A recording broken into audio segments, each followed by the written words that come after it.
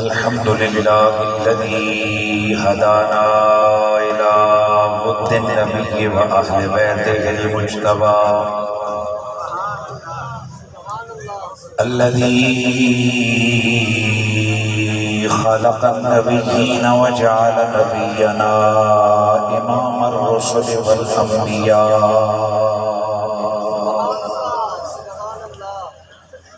وعلى والصلاة والسلام على خاتم الرسل والأنبياء وعلى آله المرتضى وأصحابه المجتبى كثيرا كثيرا إلى يوم اللقاء.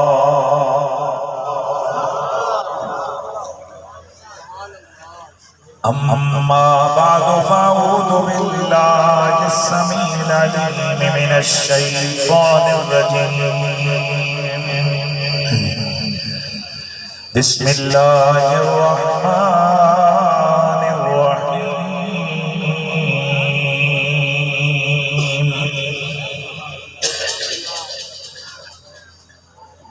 إن الذين آمنوا وعملوا الصالحات أولئك هم خير البرية. قال الله عز وجل في مقام آخر: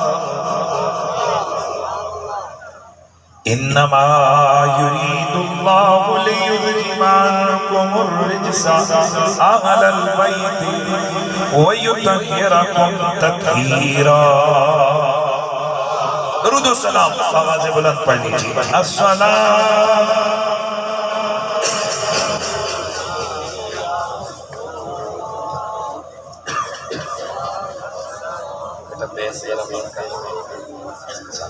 درشی پڑھ لیجیے سارے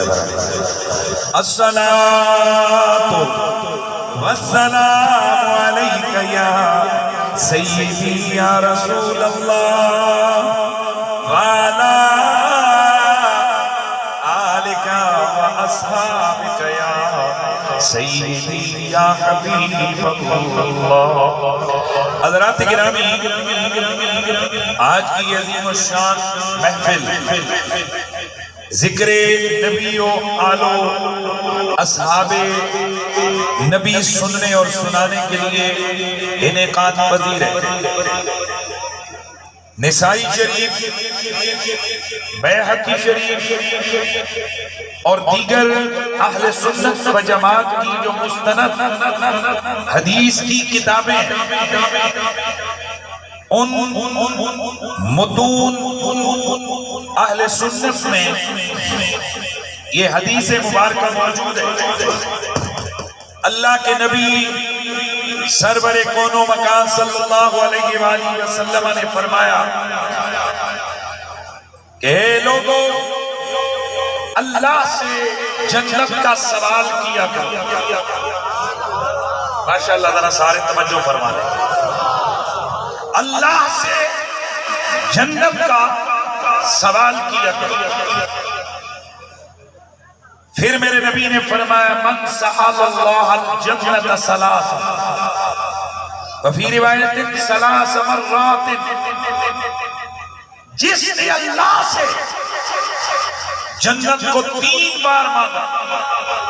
3 بار اللہ سے سوال کیا،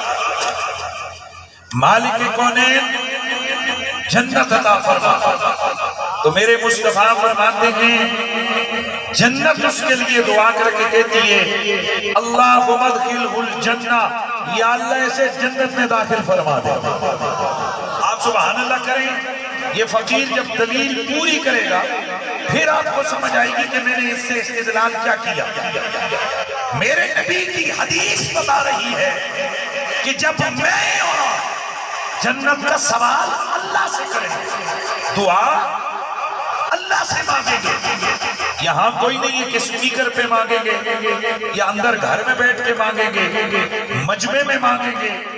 یا بستر پہ مانگیں گے، مسجد میں مانگیں گے یا کعبے میں مانگیں گے، بلکہ جہاں بھی اللہ سے جنت مانگے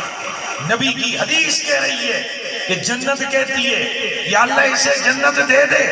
اسے جنت میں داخل کر۔ تو حدیث مصطفیٰ سے پتا چلا میں نے اپنے گھر میں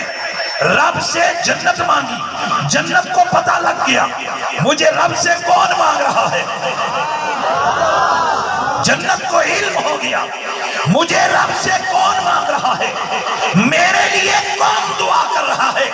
تو میں نے کہا یہ مانتے ہو کہ مصطفیٰ کی حدیث میں یہ جب آ گیا اور مسلمان ہونے کے ناطے ماننا پڑے گا کہ جب کبھی کوئی زمینوں پہ بیٹھ کے چپکے سے اکیلے میں، ساتھ والے کو بھی نہیں پتا کہ اس نے اللہ سے کیا مانگا، پر آسمانوں پر موجود جنت کو پتا لگ گیا۔ دھیان رکھیے گا، جنت کو پتا لگ گیا کہ اب فلاں شخص نے زمین پہ بیٹھ کے، فلاں حجرے میں بیٹھ کے، فلاں مسجد میں بیٹھ کے، فلاں محفل میں بیٹھ کے مجھے اللہ سے مانگا ہے، میرا اللہ سے سوال کیا ہے۔ تو میرا استدلال سنیے، اور میری در اللہ سے جنت مانگوں تو جنت کو پتہ لگ جاتا ہے کہ مجھے کون یاد کر رہا ہے، اور جنت کے مالکوں کو پتہ نہیں لگتا کہ کون ہمیں یاد کر رہا ہے۔ بھیا جب بات ہے یہ تو مان لیا جاتا ہے کہ جنت کو پتہ لگ جاتا ہے کہ مجھے اللہ سے کس نے مانگا۔ حسن حسین کو نہیں پتہ لگتا میرا نعرہ کس نے لگایا، مولا علی کو سمجھ نہیں آئے گی، یہ مولا علی کو پتہ نہیں ہوگا کہ میری محفل کون سجا رہا ہے۔ اور سب سے بڑی بات، سب نبیوں کے سردار کو معلوم نہیں ہے کہ آج جبین و ناری میں میرے عاشق، میرے غلام اس دیوانگی اور فرزانگی کے ساتھ میرے ذکر کی محفل سجا رہے ہیں کہ اس نفسا نفسی کے دور میں بھی جب کسی کے لیے 10 منٹ کا وقت کسی کے پاس نہیں ہے، اور کسی کے لیے خرچ کرنے کے کسی کے پاس 100 روپیہ نہیں ہے، یہ میرے عاشق میرے ذکر کو بلند کرنے کے لیے وقت بھی قربان کر رہے ہیں، دولت بھی قربان کر رہے ہیں۔ اے گدایان در مصطفیٰ، اللہ تمہیں دروازے مصطفیٰ تک پہنچا دے۔ یہ کوئی معمولی بات نہیں ہے کہ اللہ نے آپ کے نصیب میں اپنے حبیب کی اہل بیت اور حبیب کے یاروں کا ذکر آپ کے حصے اور نصیب میں کر دیا ہے۔ تو پھر جس قدر ہمارا عقیدہ ستھرا، چونکہ یہاں جو بیٹھے ہیں یہ داتا ولی کے عقیدے والے بیٹھے ہیں، یہ خواجہ جمیری کے عقیدے والے بیٹھے ہیں، یہ غوث اعظم کے عقیدے والے بیٹھے ہیں، یہ گولڑے کے سلطان مہر علی کے عقیدے والے بیٹھے ہیں، اور یہ بریلی کے سلطان احمد رضا خان کے عقیدے والے بیٹھے ہیں۔ ہمارا سلفن خلفن یہ عقیدہ ہے، اور مرتے دم تک ہر سنی کا عقیدہ رہے گا، میرا نبی زندہ ہے۔ یہ جن کے ہاتھ پکے اپنے گھٹنوں سے چپک گئے، مجھے معلوم ہے کہ ماشاءاللہ آپ بڑی دیوانگی سے نیچے زمین پر فرش پہ بیٹھے ہیں، اللہ آپ کو نیچے اینٹوں پر اور مٹی میں، اللہ تعالیٰ میں تو حیران ہو گیا آپ کی اس دیوانگی کو دیکھ کر۔ لیکن بہرحال اپنے ہاتھوں کو ذرا، گھٹنوں کو اپنے ہاتھوں سے آزاد کریں، اور ذرا ماشاءاللہ آپ یار حنیف قریشی کا خطاب سننے آئے ہیں، اور آپ کو پتہ ہے آج مجھے سید اشفاق شاہ صاحب کی وساطت سے یہ ٹائم ہوا، اور مجھے آج جبین و ناری کی اس محفل کے بانیوں نے موضوع دیا ہے ذکر علی۔ میں صرف نبض چیک کر رہا تھا، علی دا نام سن کے ٹھر دے کنے نے تے بجھ دے کنے نے۔ یار یہ کیمرہ تھوڑا سا ادھر مارنا، ذرا میری آنکھوں میں لگ رہی ہے، لائٹ سمجھ نہیں آ رہی، اور ماشاءاللہ تا حد نگاہ ہزاروں افراد کا اجتماع اور مجمع ہے، وہ آخر تک ہر طرف جو ہے لوگ ہی لوگ ہیں۔ تو میں گزارش کروں گا کہ ماشاءاللہ میں دیکھنا چاہتا ہوں کہ نام علی پہ مچلنے والے کون ہیں۔ نعرہ حیدری۔ اور یاد رکھیے کچھ ونڈاؤں نے جڑیاں کھولنے والے کیتیاں، کچھ ونڈاؤں نے جڑیاں کسی شہر کے مولویاں کیتیاں، کچھ ونڈاؤں نے کہ جڑیاں کسی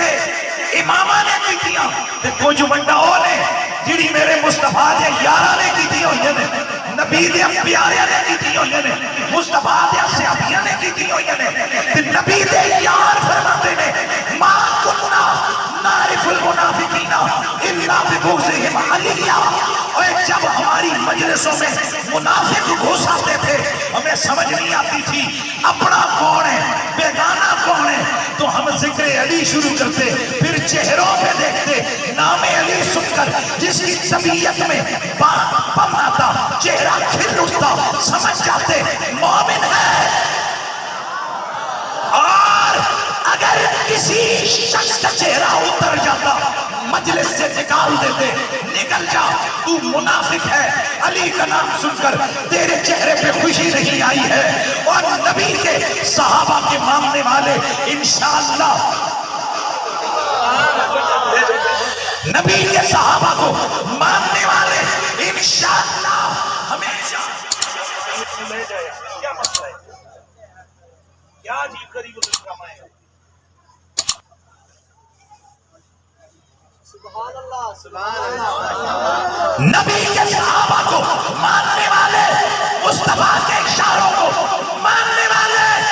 کل بھی وہی نسخہ استعمال کرتے تھے، آج بھی یہی نسخہ استعمال کرتے ہیں، چونکہ مومن داڑھی سے اور پگڑی سے یا منافق میں فرق نہ نماز سے ہوتی ہے، نہ قرآن سے، نہ داڑھی سے، نہ پگڑی سے، نہ لوٹے سے، نہ مصلے سے، نہ مسواک سے، نہ کنگھی سے، نہ ہی کسی اور تدبیر سے۔ بڑا آسان طریقہ ہے مومن اور منافق میں فرق کرنے کا، مومن وہ جو علی سے پیار کرے، منافق وہ جو نام علی سے چلے سڑے۔ اب میں ہر ایک کو نہیں چیک کر سکتا، پر ساتھ والا وہ تو محسوس کر سکتا ہے کہ ان میں سے کس کس کی طبیعت میں حال چل خوشی میں مچی ہے، اور کس کے اندر گاڑ پر بغض علی سے ہوئی ہے۔ ذرا جم جم کے کہیے نعرہ حیدری۔ ایسے نہ تو پھر میں عرض کر رہا ہوں کہ آج مجھے موضوع ملا ہے ذکر علی المرتضیٰ، تو پھر مجھے فقیر حنیف قریشی جس کی دنیا میں شہرت ہی ذکر اہل بیت ہے، اور آج تک اگر کہیں فتوے لگے تو وہ بھی بغض صحابہ کی وجہ سے نہیں، عشق اہل بیت کی وجہ سے۔ اور صحابہ کا بغض لعنت اللہ، وہ شخص گڈر سے بھی گندا جس کے دل میں کسی ایک بھی صحابی کا ادنا سا بغض ہو، وہ شخص جہنم کا کتا جس کے دل میں میرے مصطفیٰ کے کسی یار کی بے ادبی ہو، میرے نبی کے کسی صحابی کی مخالفت ہو۔ ہم اہل سنت ہیں، ہمارا یہ عقیدہ ہے کہ جنہوں نے گولڑے کے سلطان کے ہاتھ پر سمجھانے لگا ہوں ہاتھ رکھ دیا، ہم آج کوئی بابا آ جائے اور کہا جائے یہ وہ بابا حضور ہیں جنہوں نے شہنشاہ گولڑا کے ہاتھوں پر پیر کیے، ایمان سے بتاؤ ٹپی والوں تم میں کتنی پیار کی کیفیت آئے گی اگر کوئی اور آئے اور وہ کہے یہ وہ بابا ہے جو غوث پاک کے ہاتھ پر بیعت ہوا، تو اس کی شان کیا ہوگی؟ اور اگر کوئی اور آئے کہا جائے یہ حسین ابن علی کے ہاتھوں پر بیعت ہوا، بتائیے اس کا کتنا بڑا مقام۔ اور اگر کوئی آئے اور کہا جائے یہ مولا علی کے ہاتھوں پر بیعت ہونے والا، تو جب یہ سمجھ گئے تو پھر غور کرو وہ صحابہ کتنی شان والے ہوں گے جن کے ہاتھ حضور کے ہاتھوں میں گئے، جن کو کلمہ میرے مصطفیٰ نے پڑھایا، جن کو دین میرے نبی نے سامنے بٹھا کے سکھایا۔ اس لیے آغاز کلام میں یہ بتا دوں، چونکہ جب کبھی ہم دنگے کی چوٹ پہ علی علی کرتے ہیں تو پھر اور تو کچھ بنتا نہیں، منافق کمپنی وہ فوراً دوسری طرف رکھتے ہیں، کہتے ہیں یہ بغض صحابہ میں بول رہے تھے۔ میں پہلے ہی ادھار مکا چھٹا، میں کہتا ہوں جو صحابی کا بغض رکھے وہ جہنم کے کتوں میں سے کتا، ہاتھ چک کے سارے مجمع دے اظہار کرو، وہ جہنم کے کتوں میں سے